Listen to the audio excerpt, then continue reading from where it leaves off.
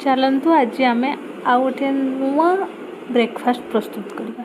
प्रथमे मु गोटे कप सोजी नहीं से गोटे चामच दही गाजर कैप्सिकम मो पाखे झुडंग भी थिला ताको भी काटी देछि। आपण पाखे बीन्स जदि थी आप ऐड करें पियाज आउ जदि आपण पाखे किसी परिवा अच्छे ताहले भी आपण पकई पारे। इवेन आपण जदि मुग डाली को भी पकई पारे।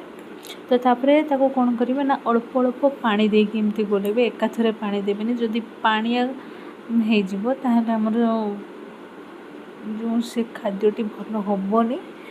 तो आम तो कौन करवा ना अल्प अल्प पानी देकी गोलेबा। देखो मु गोलैछि मोर पानी टिके मत सुखिला लगे से आउ टिके पानी देछि। ताको पानी देकी भल भाव टिके गोलई देबे। गोलैकी ताको किछि समय पे रखिदेबे जेमती सुजी टिके फिटिଯିବ। तो मु सरुदाना सुजी नहीं 10 मिनिट कि 15 मिनिट रखिले हो।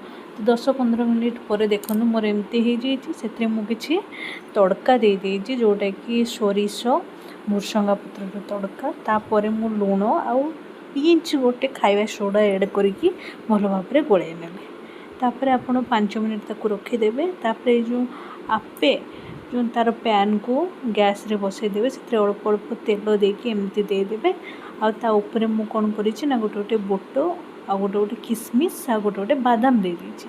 15-20 मिनिट गला पर देखो मोर एमती हो जाइए। एबे हमर प्रस्तुत हो जाइए